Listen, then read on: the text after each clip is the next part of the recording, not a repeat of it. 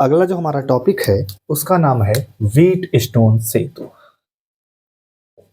Wheat stone सेतु। Wheatstone bridge. क्या होता है व्हीट स्टोन सेतु? अब यहाँ पर सबसे पहली बात तो ये है कि व्हीट स्टोन एक वैज्ञानिक हैं जो इंग्लैंड के रहने वाले थे। इन्होंने क्या किया, किसी भी अज्ञात तार का प्रतिरोध ज्ञात करने के लिए एक सर्किट बनाया, एक परिपथ बनाया, जिस परिपथ को हम लोग व्हीट स्टोन सेतु के नाम से जानते हैं। इन्होंने क्या उपयोग में लिया? इन्होंने एक समान इन्होंने एक चतुर्भुज यानी 4 प्रतिरोध लिए और उसको एक चतुर्भुज में क्या किया, उसको प्रदर्शित किया। किस तरीके से? देखिए, मान लीजिए इसको बनाने का तरीका देख लीजिए। आप सबसे पहले यहाँ पर एक पॉइंट ये ले लीजिए, एक पॉइंट हम ये ले लेते हैं और एक पॉइंट इसका ये ले लेते हैं और एक पॉइंट हम इसका, या हम एक काम करते हैं इधर थोड़ा सा साइड से बनाते हैं ताकि हमारा डेरिवेशन पूरा हो जाए। आपने यहाँ पर एक पॉइंट ये ले लिया, एक पॉइंट ये ले लिया और एक पॉइंट ये ले लिया और एक पॉइंट ये ले लिया। इसमें इन्होंने एक प्रतिरोध यहाँ पर इस तरीके से जोड़ दिया। इन्होंने एक प्रतिरोध ये जोड़ा और मान लीजिए सपोज करिए एक प्रतिरोध ये जोड़ दिया, एक प्रतिरोध ये जोड़ा और एक प्रतिरोध ये जोड़ा। क्लियर है? अब ये इसका क्या है, विकर्ण है, तो इसके विकर्ण पर यहां पर इन्होंने एक कुंजी के लगा दी। क्या लगाया? कुंजी यहां पर इन्होंने के लगा दिया और यहां पर एक गैल्वेनोमीटर लगा दिया। क्या लगा दिया? गैल्वेनोमीटर। और इस तरीके से इसको यहां पर जोड़ दिया। तो एक विकर्ण से इन्होंने क्या किया, गैल्वेनोमीटर को जोड़ दिया और ये इसका दूसरा विकर्ण है, तो दूसरे विकर्ण से इन्होंने बैटरी को जोड़ा, तो बैटरी को इन्होंने बाहर की तरफ जोड़ा। क्यों बाहर की तरफ जोड़ा? अगर ये अंदर की तरफ जोड़ते तो इनका पूरा सर्किट क्या होता, एकदम घिचपिच इसी में हो जाता, इसलिए उन्होंने क्या किया, बाहर जोड़ा। तो यहाँ पर मान लीजिए कुंजी हमने K2, ये मान लीजिए कुंजी K है और यहाँ पर इन्होंने एक बैटरी लगा दी। क्या कर दिया? एक बैटरी लगा दी। बैटरी का पॉजिटिव टर्मिनल और ये निगेटिव टर्मिनल। अब यहाँ से इन्होंने धारा I प्रवाहित की। क्या प्रवाहित की? धारा I प्रवाहित की। तो जब यहाँ से धारा 2 भागों में बट गई, तो यहाँ पर जो धारा जा रही थी उसको नाम सपोज करिए I1 दिया और इस प्रतिरोध में जो धारा जा रही थी उसको नाम I2 दिया और इन प्रतिरोधों का नाम इन्होंने दिया P। इस प्रतिरोध का नाम इन्होंने दे दिया Q, इस प्रतिरोध का नाम दिया R और इस प्रतिरोध का नाम इन्होंने दिया S। क्लियर है इतनी बात? अब यहाँ पर इसमें जो धारा जा रही थी उसको इन्होंने क्या कहा, I3 कहा और यहाँ पर जो धारा जा रही थी उसको I4 कहा और ये जो गैल्वेनोमीटर में धारा आ रही थी इस धारा को इन्होंने क्या कहा, IG कहा। तो गैल्वेनोमीटर में जो धारा आ रही थी उसको क्या कहा, IG कहा। तो इस तरीके से इन्होंने एक सर्किट कंप्लीट कर लिया। यहाँ पर व्हीट स्टोन सेतु का उपयोग किस लिए होता है? किसी भी अज्ञात तार का प्रतिरोध ज्ञात करना हो तो हम लोग व्हीट स्टोन ब्रिज का उपयोग करते हैं। यहाँ पर S क्या है, एक अज्ञात तार है जिसका हमें प्रतिरोध ज्ञात करना है। ठीक है। अब जैसे यहाँ पर कुंजी हमने के ऑन की, वैसे इसमें क्या होती है, धारा प्रवाहित होती है, लेकिन यहाँ पर गैल्वेनोमीटर के अंदर किसी प्रकार का कोई विक्षेप नहीं होता है। तो इस अवस्था को व्हीट स्टोन सेतु ने क्या कहा, संतुलन की अवस्था कहा। क्या कहा? जब इन्होंने यहाँ से कुंजी के को ऑन किया तो यहाँ से धारा I प्रवाहित की गई, लेकिन यहाँ पर सर्किट में तो धारा बह रही थी लेकिन गैल्वेनोमीटर में किसी प्रकार का कोई विक्षेप नहीं हुआ, इसलिए इसको बोला जाता है संतुलन की स्थिति बोला जाता है। तो अब हम बात करेंगे कि व्हीट स्टोन सेतु का सिद्धांत क्या था, इन्होंने अपने सिद्धांत में क्या बताया। तो सबसे पहले देखिए इनका प्रिंसिपल क्या है, इनका सिद्धांत क्या है। इन्होंने कहा यदि चार प्रतिरोधों को किसी चतुर्भुज द्वारा प्रदर्शित किया जाए, यदि 4 प्रतिरोधों को किसी चतुर्भुज द्वारा प्रदर्शित किया जाए, चार प्रतिरोध हैं और किसी चतुर्भुज द्वारा इसको प्रदर्शित किया जाए। क्या किया?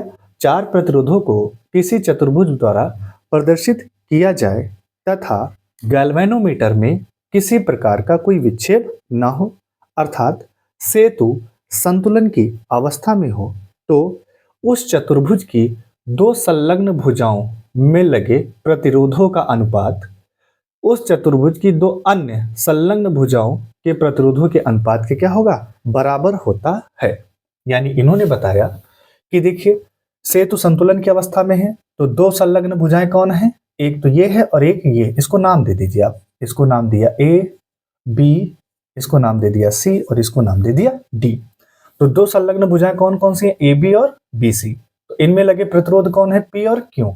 तो इन्होंने बताया कि पी अपॉन क्यू का जो अनुपात होगा दो अन्य संलग्न भुजाएं आर और एस यानी अन्य प्रतिरोधों के अनुपात के बराबर होता है। ये इनका क्या था, कथन था, ये सिद्धांत था, ये बात इन्होंने कही।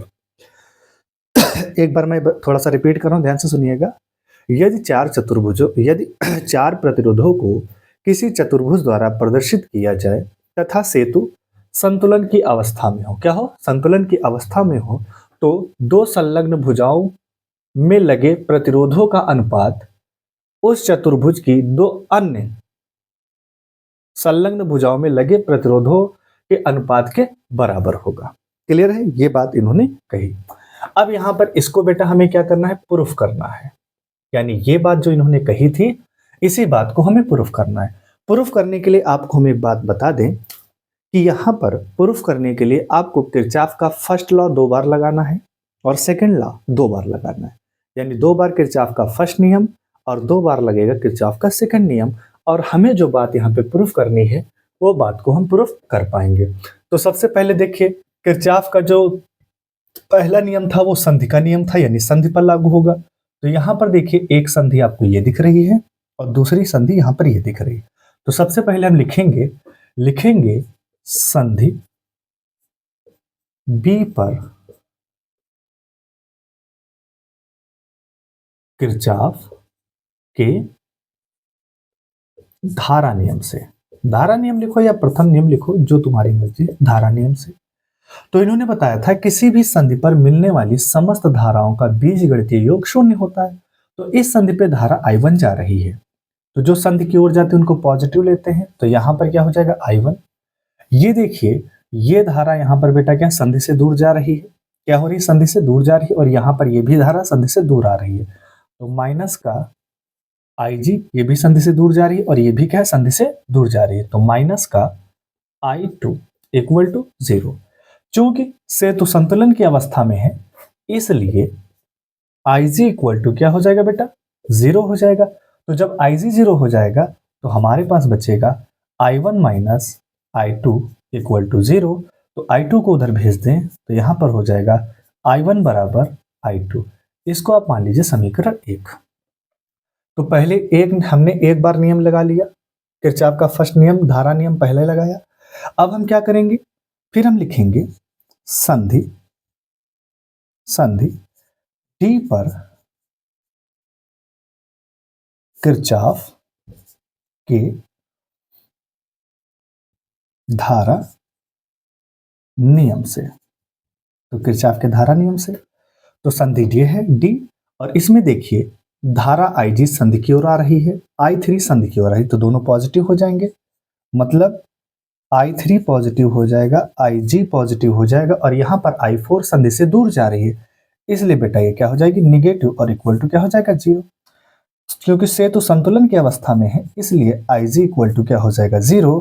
तो इसलिए बेटा I3 और ये उधर चला जाएगा तो ये क्या हो जाएगा, I4। इसको मान लीजिए समीकरण 2। क्या इतनी बात बेटा समझ में आ गई? इसको हम क्या मान लेंगे, समीकरण 2। दिख रहा होगा उम्मीद करता हूं, ठीक है। अब यहां पर क्या करना है, अब अगर आप ध्यान से देखिए किरचॉफ का दूसरा नियम क्या था, बंद पास के लिए था, यानी लूप के लिए था। इसको लूप का नियम भी कहा जाता है, इनका द्वितीय नियम है। तो यहाँ पर अगर आप ध्यान से देखेंगे 2 लूप बन रहे हैं। एक आप मान लीजिए ये पहला लूप है और इसको मान लीजिए आप दूसरा लूप है। तो 2 लूप यहाँ पर बनते हुए दिख रहे हैं, बंद पास बनते हुए दिख रहे हैं।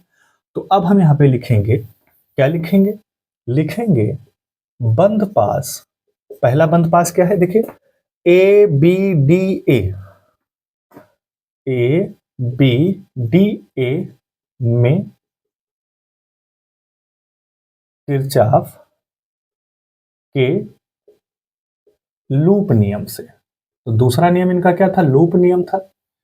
तो इन्होंने कहा था कि किसी भी बंद पास में विभिन्न खंडों में बहने वाली धारा और उनके संगत प्रतिरोधों का गुणनफल। तो यहां पर देखिए लूप है तो इसमें धारा I2 है और इसका संगत प्रतिरोध क्या है, P है, इसलिए यहां पर क्या हो जाएगा I1P। और यहां पर जब हम नीचे की तरफ जाएंगे तो धारा की दिशा में चलते हैं, उसको पॉजिटिव लिया जाता है, जो धारा की विपरीत दिशा में निगेटिव। तो यहां से हमने चलना स्टार्ट किया, इधर गए तो धारा की दिशा में चले पॉजिटिव, इधर भी हम धारा की दिशा में आ रहे हैं, तो यहां पर क्या हो जाएगा, धारा यहां पर बेटा कौन सी है, IG, और यहां पर प्रतिरोध क्या है, G, यानी गैल्वेनोमीटर है। अब यहां से आप यहां पर पहुंचे, अब इधर से इधर जाएंगे तो धारा इधर आ रही है और आप इधर उल्टा जा रहे हैं, तो यानी माइनस का यहां पर हो जाएगा I3 और ये बेटा हो जाएगा R। क्या इस लूप में कोई सेल लगा हुआ है, नहीं, तो यानी विद्युत वाहक बल बेटा क्या होगा, 0 होगा। विद्युत वाहक बल क्या होगा, 0 होगा, क्योंकि सेतु संतुलन की अवस्था में है, इसलिए हम कह सकते हैं IgG इक्वल टू क्या हो जाएगा, 0 हो जाएगा। इसलिए I1P और ये निगेटिव है उधर चला जाएगा, पॉजिटिव हो जाएगा, तो ये हो जाएगा I3R। इसको आप मान लीजिए समीकरण 3। क्या मानेंगे, समीकरण 3।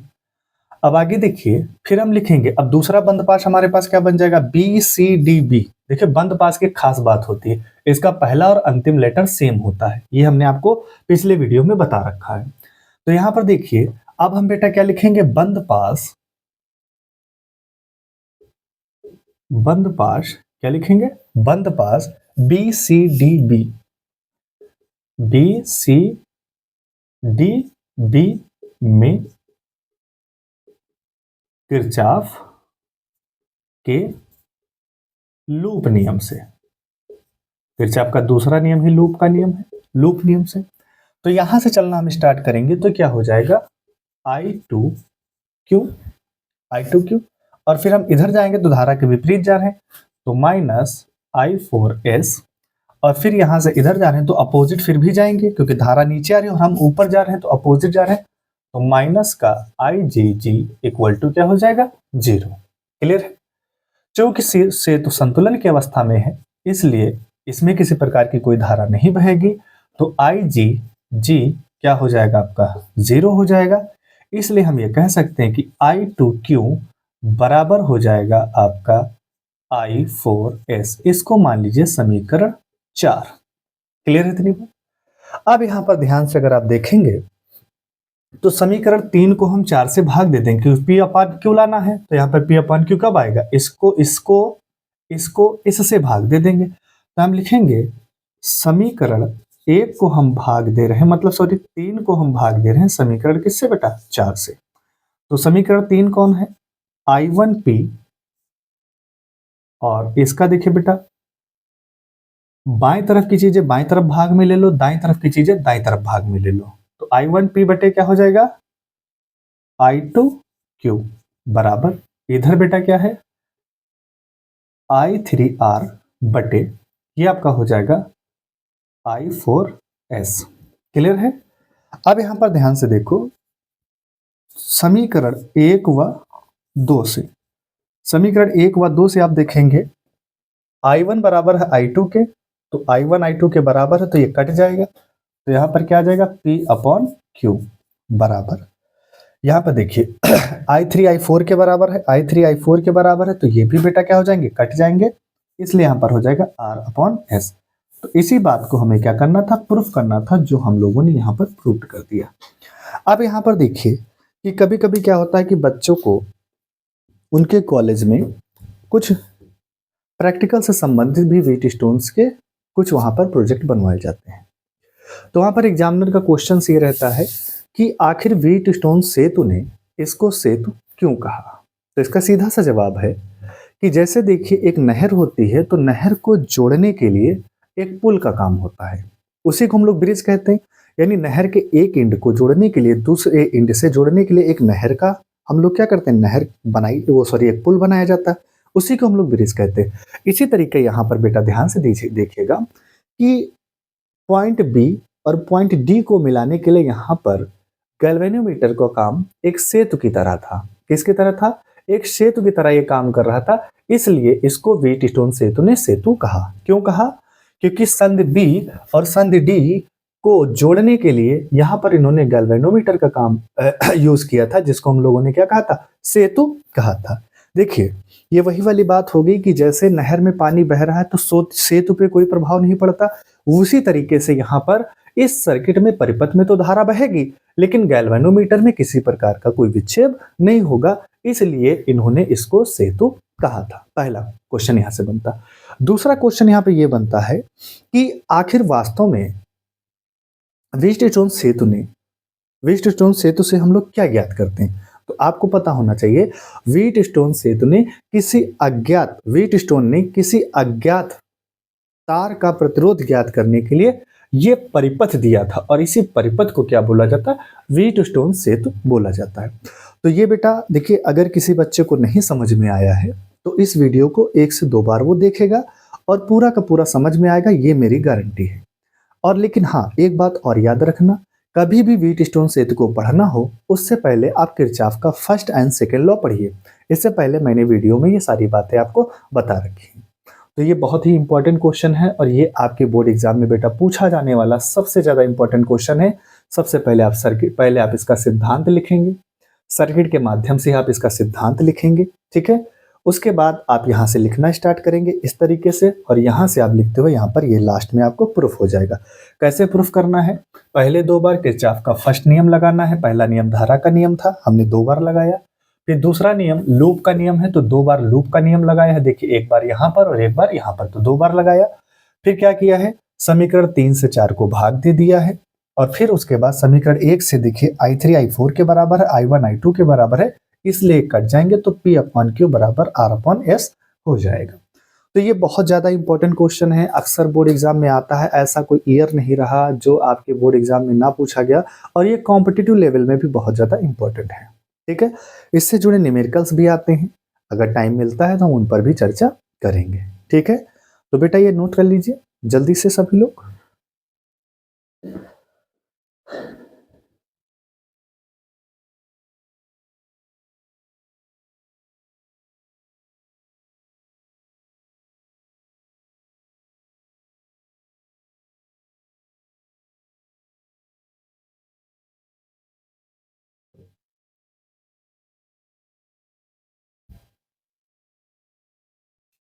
हेलो मेरे प्यारे बच्चों, आप सभी का स्वागत है एसएस कोचिंग क्लासेस में। मैं राम सिंह। हम विद्युत धारा चैप्टर पढ़ रहे हैं और उसमें आज हम एक नया टॉपिक लेके आए हैं, जिसमें हम लोग पढ़ने वाले हैं किरचॉफ के नियम, और साथ में हम किरचॉफ के नियम से रिलेट करता हुआ एक और हमारा टॉपिक इसी से जुड़ता है, जिसको हम लोग बोलते हैं व्हीटस्टोन सेतु। सबसे पहले आखिर किरचॉफ ने अपने ये 2 नियम क्यों दिए, इस पर हम थोड़ी सी चर्चा कर लेते हैं। सबसे पहले यहाँ पर थोड़ा सा आपको इस बात को समझना होगा कि जैसे हमारे पास कोई सरल परिपथ होता है, तो जब हमारे पास कोई सरल परिपथ है तो वहां पर हम ओम के नियम से उसको आसानी से हल कर लेते हैं। लेकिन बहुत सारे ऐसे परिपथ होते हैं कि जहां पर बहुत सारी जटिलता होती है, तो जहां पर जटिलता होती है तो हमें क्या करते हैं, हम ओम के नियम से उसको सत्यापित या ओम के नियम से हम उसको हल नहीं कर सकते। इस समस्या को देखते हुए एक हमारे बहुत ही, एक तरीके से कह सकते बहुत ही विख्यात भौतिकवादी रहे, हमारे भौतिक शास्त्री रहे, जिनका नाम क्या था? गुस्टाव किरचॉफ।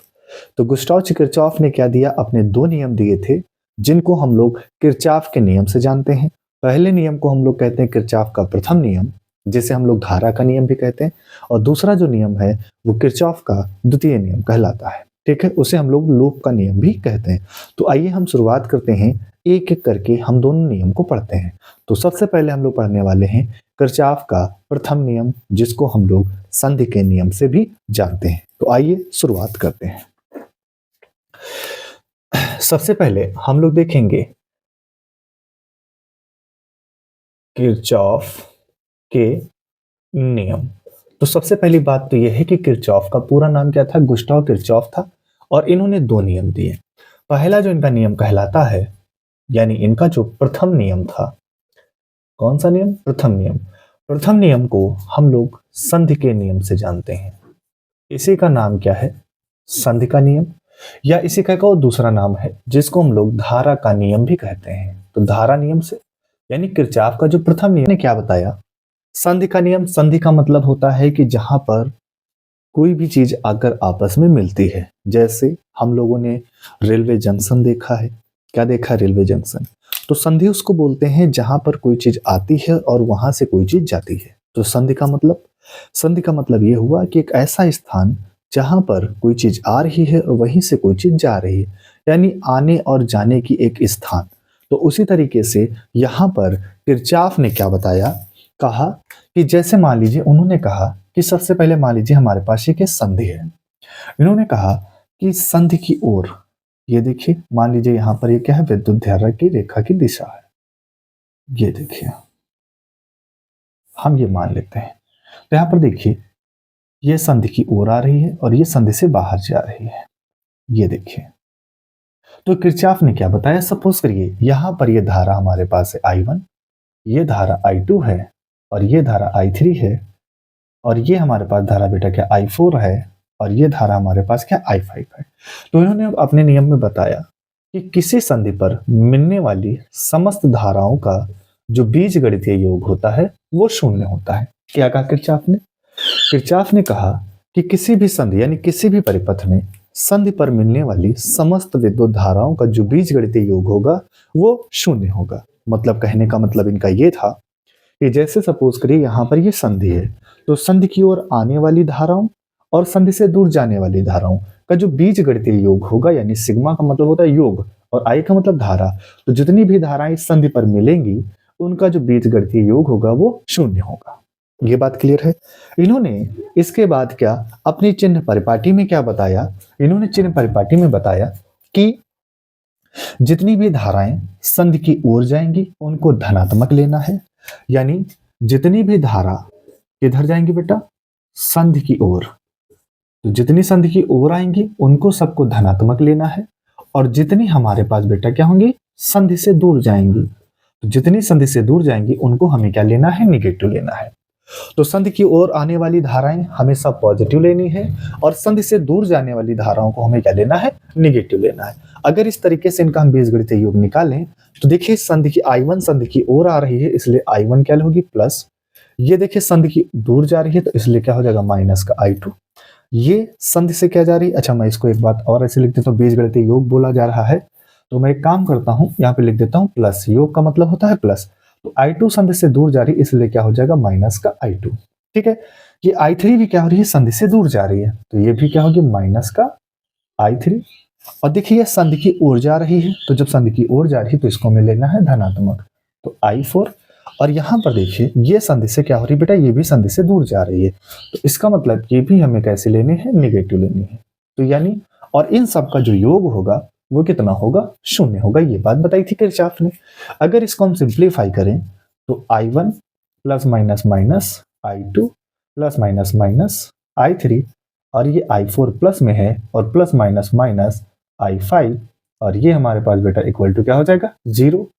तो अगर हम जितनी भी निगेटिव राशियां हैं, जितनी भी निगेटिव हमारी धारा है उन सबको हम उधर क्या करें, ट्रांसफर कर दें, तो इधर क्या बचेगा I1 प्लस I4 पॉजिटिव है तो I4 इधर बचेगा और बाकी सारी की सारी I2 उधर जाएगी तो पॉजिटिव हो जाएगी, और यहाँ पर देखिए I3 उधर जाएगी तो पॉजिटिव हो जाएगी और I5 भी उधर जाएगी तो क्या हो जाएगी, पॉजिटिव हो जाएगी। तो यहाँ से एक और कंक्लूजन निकला, क्या निकला कि हम यहाँ पर एक तरीके से इसको और परिभाषित कर सकते हैं, किस तरीके से, किसी संधि की ओर आने वाली धाराओं का योग बीजगणितीय योग तथा संधि से दूर जाने वाली धाराओं का जो बीजगणितीय योग होता है वो आपस में क्या होता है, बराबर होता है। देखिए I1 प्लस I4 संधि की ओर आ रही हैं, आप अगर ध्यान दीजिए, एक ये देखिए, ये देखिए, और जबकि I2 संधि से दूर जा रही है, I3 संधि से दूर जा रही है और I5 भी बेटा क्या संधि से दूर जा रही है। तो संधि से दूर जाने वाली धाराओं का बीजगणितीय योग और संधि की ओर आने वाली धाराओं का जो बीजगणितीय योग आपस में बराबर होता है। तो ये इन्होंने अपने पहले समीकरण में ये बात बताई। क्या इतनी बात आप लोगों को समझ में आ गई? जल्दी से आप इसको स्क्रीनशॉट ले लीजिए।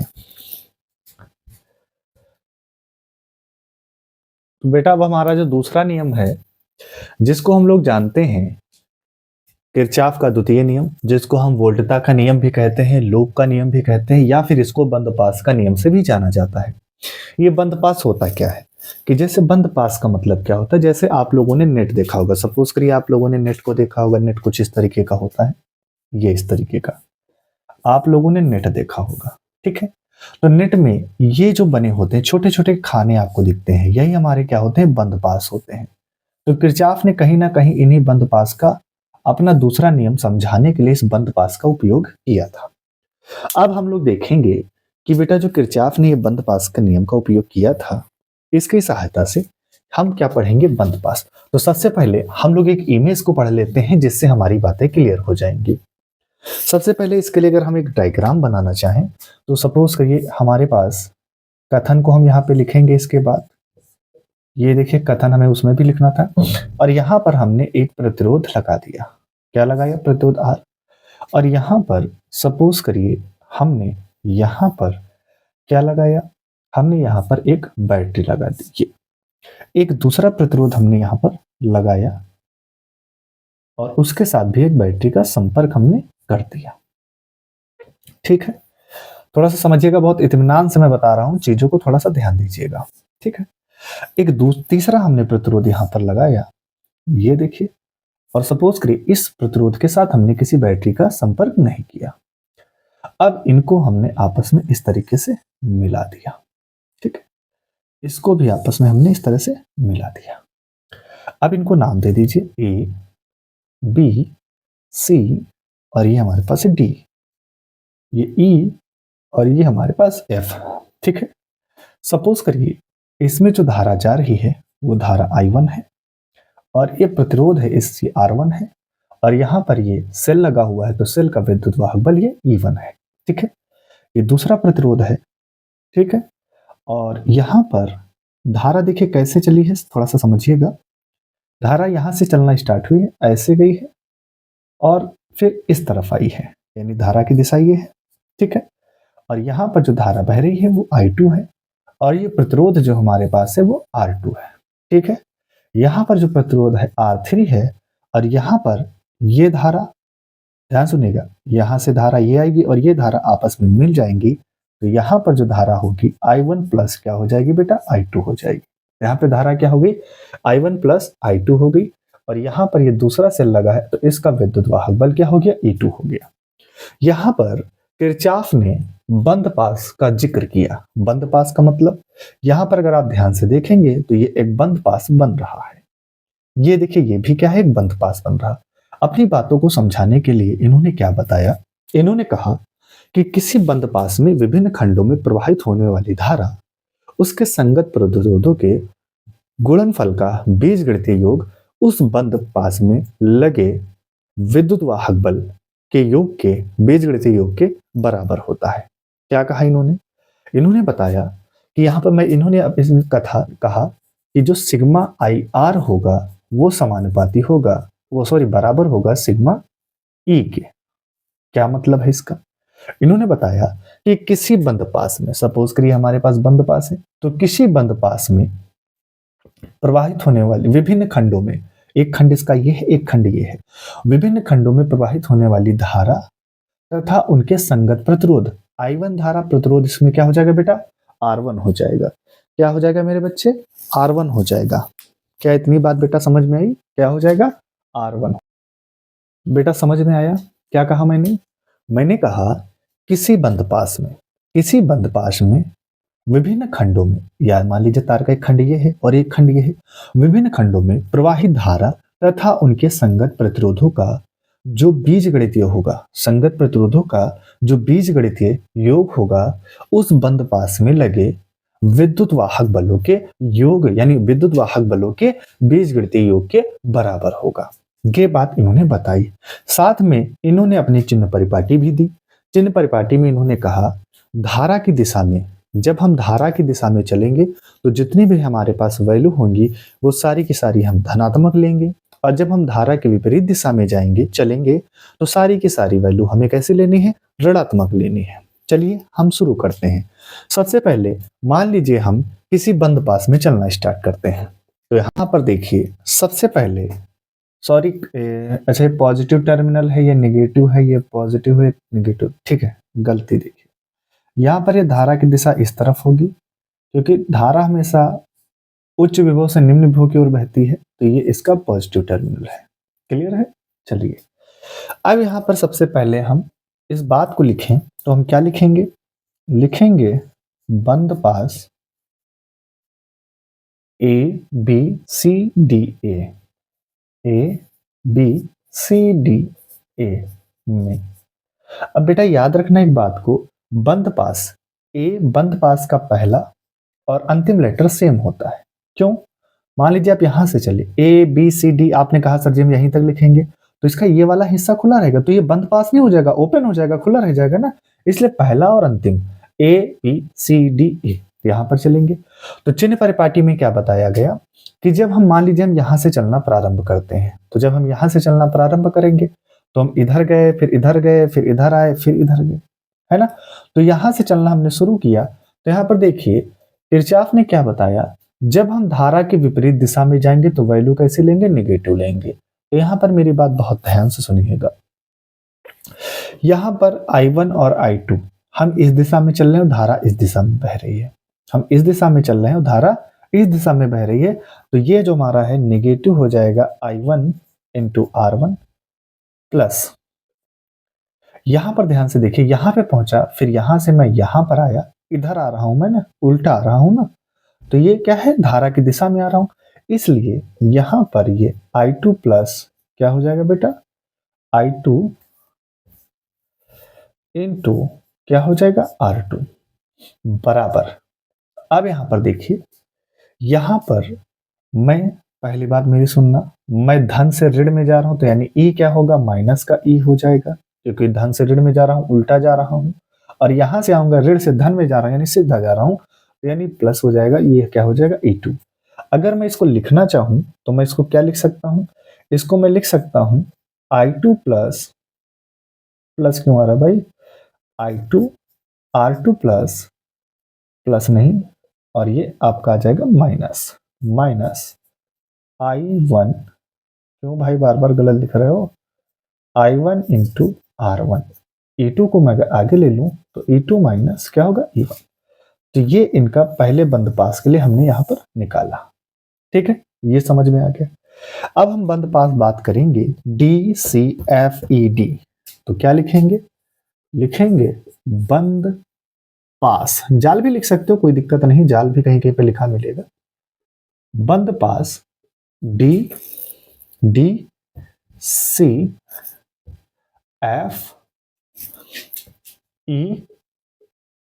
और ये D।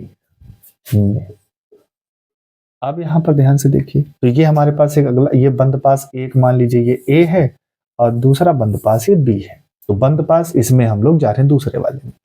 तो सपोज करिए हमने यहां से चलना शुरू किया, इस तरफ हम जा रहे हैं, तो ये देखिए धारा इस तरफ बह रही है, तो यानी हम इस तरफ जा रहे हैं, तो ये वैल्यू हमारी क्या होगी, निगेटिव होगी।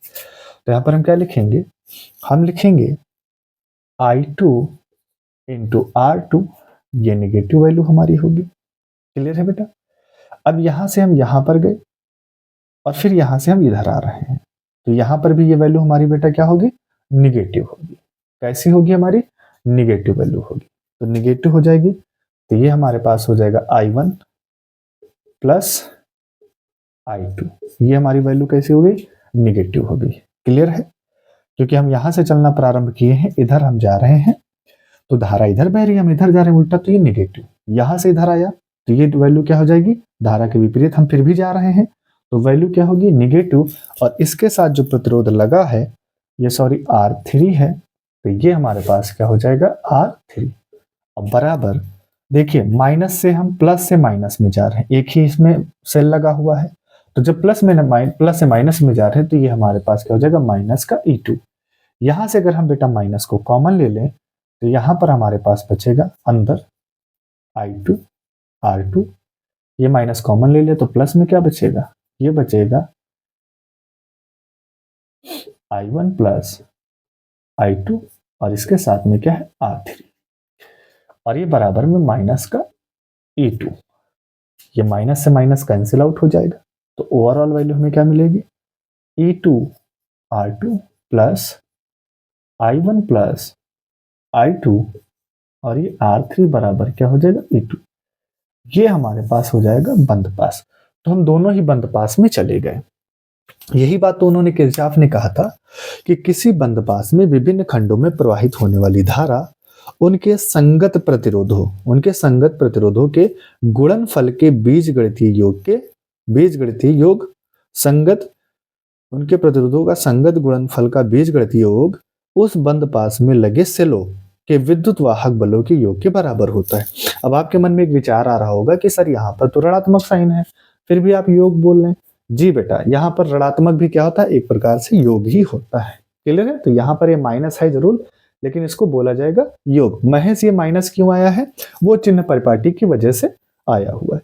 तो ये किरचॉफ का हमारे बेटा क्या था, द्वितीय नियम था।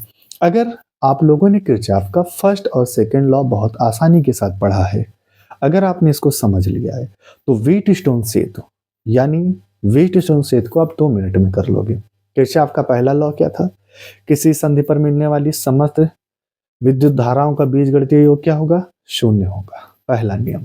दूसरा नियम क्या कहता है, किसी बंद पाश में विभिन्न खंडों में प्रवाहित होने वाली धारा उसके संगत प्रतिरोधों का बीजगणितीय योग उस बंद पास में लगे सेल के विद्युत वाहक बलों के बीजगणितीय योग के बराबर होता है। तो ये इसके कथन थे, और कथन आपको यहाँ पे लिखना है, और यहाँ पर ये आपको डायग्राम बना देना, इस तरह से आपको एक्सप्लेनेशन दे देना है। और फिर चिन्ह परिपाटी में आपको लिखना है कि धारा की दिशा में चलने पर जितने भी मान होंगे सारे के सारे धनात्मक लेने हैं, और जब धारा की विपरीत दिशा में चलेंगे तो सारे के सारे मान हमें क्या लेने हैं, ऋणात्मक लेने हैं, जब विपरीत दिशा में हम चलेंगे। तो उम्मीद करता हूं कि आपको ये किरचॉफ के दोनों लॉ समझ में आए होंगे। अब नेक्स्ट क्लास में हम लोग देखेंगे कि व्हीटस्टोन सेतु किस तरीके से, व्हीटस्टोन सेतु ने आखिर क्यों दिया अपना व्हीटस्टोन सेतु, और क्यों कहा जाता है उसको एक सेतु, आखिर क्या कारण रहे, और क्या उसका प्रिंसिपल था, क्या उसका कॉन्सेप्ट था। इन सब बातों पर हम चर्चा करेंगे। एक बात आपको यहाँ पे बता दूं कि व्हीटस्टोन सेतु को याद करने के लिए व्हीटस्टोन सेतु ने उपयोग किया था एक अज्ञात तार का प्रतिरोध ज्ञात करने के लिए। ठीक है, तो यहां पर याद रखना, व्हीटस्टोन सेतु में 2 बार हम किरचॉफ का फर्स्ट लॉ लगाएंगे और 2 बार किरचॉफ का सेकंड लॉ लगाएंगे। इसलिए हमें किरचॉफ का फर्स्ट एंड सेकंड लॉ दोनों पूरी तरीके से तैयार होना चाहिए। यदि आप व्हीटस्टोन पे कमांड करना चाहते हैं, आप उसको क्लास में ही तैयार करना चाहते हैं, तो आपको व्हीटस्टोन सेतु पढ़ने से पहले किरचॉफ के आज जो मैंने फर्स्ट एंड सेकंड लॉ पढ़ाया, पहला संधि का नियम, दूसरा बंद पाश का नियम, ये दोनों आपको तैयार होने चाहिए। ठीक है, तो आज की क्लास को यहीं पे समाप्त करते हैं। मिलते हैं नेक्स्ट व्हीटस्टोन सेतु के साथ।